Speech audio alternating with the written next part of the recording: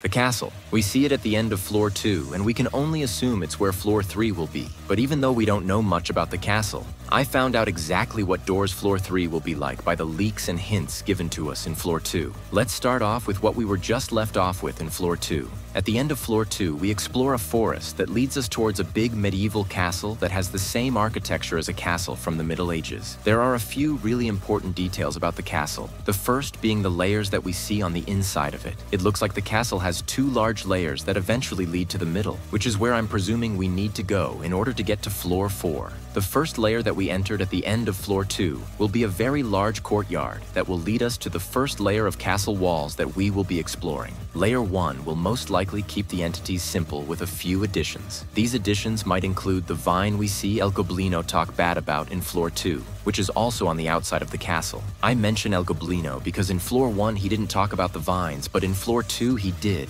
most likely hinting at the vines being in floor 3. The vine, I'm guessing, will work as a multi-role entity that will do things like block certain doorways or entryways, chase us down and put us on a time limit, or force us to go a certain direction in the courtyards. I'm also guessing the vine will make other entities like flower entities that will serve a similar role to Giggles in floor 2. I'm guessing this flower entity would be blooming on the vines and will make stretching noises to where it's at to avoid its attack. However, I'm guessing the flower entity will attack horizontally instead of vertically like the Giggles, making us have to change our playstyle a bit to avoid them. Talking about the vine, we know that because we're entering a courtyard, we will most likely be using the shears that were added in floor 1. From my guess, we will use the shears as a limited use counter to the vines in floor 3. Now that the courtyard is out of the way, let's go to the actual rooms themselves. From the medieval theme, we can assume that the rooms will be like how Elden Ring rooms are, with large paintings, tables, and suits of armor across the floors. The lockers for floor 3 will most likely be the suits of armor that we will crawl inside of to hide from Rush and other entities. But because they're suits of armor and not regular lockers, so I'm guessing they will have a similar mechanic to the puddles of void mass and pressure, where certain armors will have glowing eyeballs inside and will kill us if we try to go inside of them.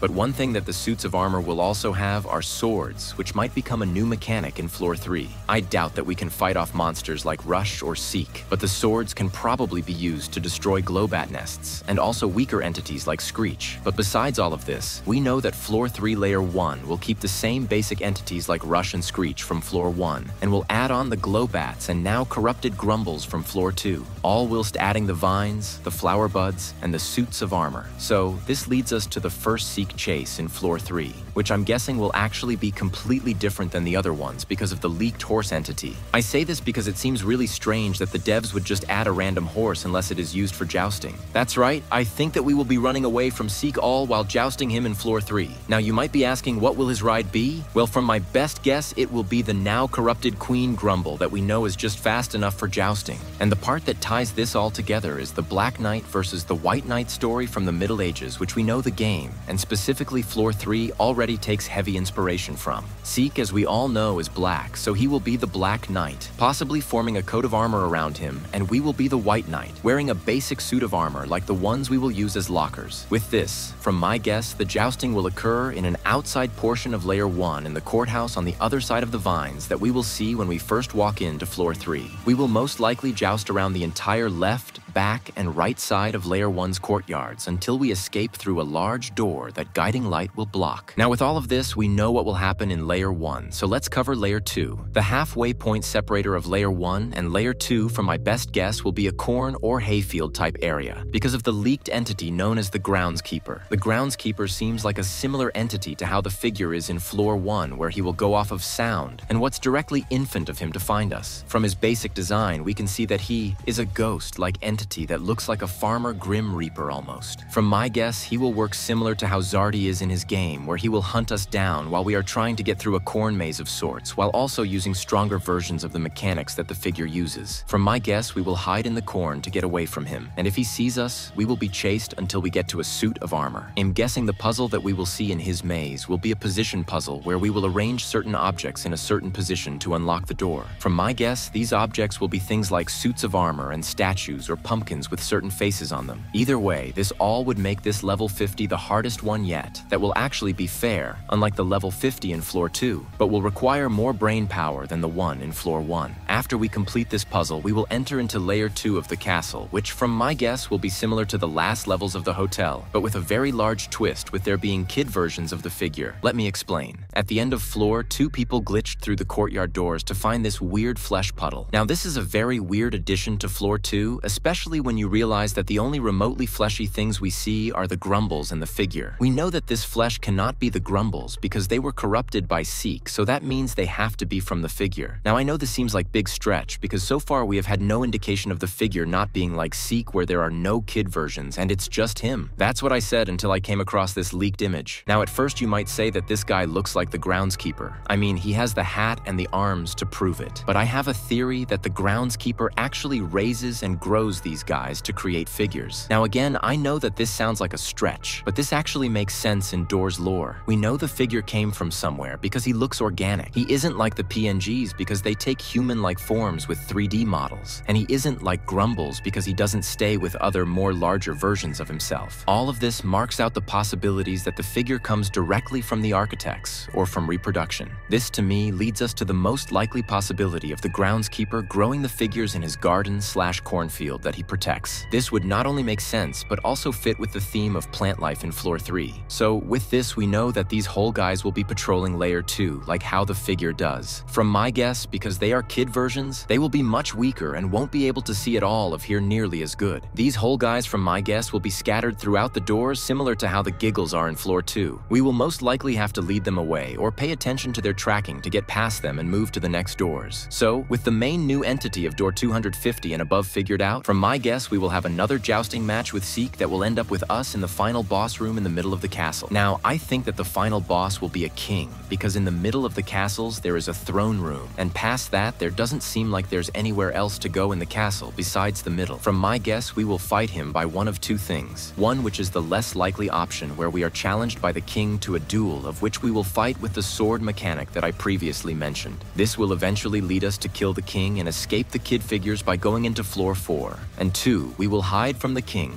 and will have to sneak around the throne room to do a puzzle that will result in us killing him, again leading us into floor 4. From my guess, floor 4 will be a sewer-themed floor. This is because of, again, two things. One, in the Seek boss fight, we see that Seek's main body went down a drain of some sorts that will lead to a sewers-type area. And 2, we also see in the Seek boss fight a water snake-like creature that Seek has possessed, which also seems to hint at an underwater sewers-type area. From my guess, floor 4 will be similar to Pressure in the extent of us being surrounded by liquids in large industrialized rooms. However, the main difference will be the fact that we will be exploring a sewer and not an underground facility. From my guess, this sewer floor will focus on Seek like how floor 3 focused on the figure. We will most likely see where Seek came from, and we might even get more architect lore from how the Red Architect possessed Seek. If you want to see more information on that, click here.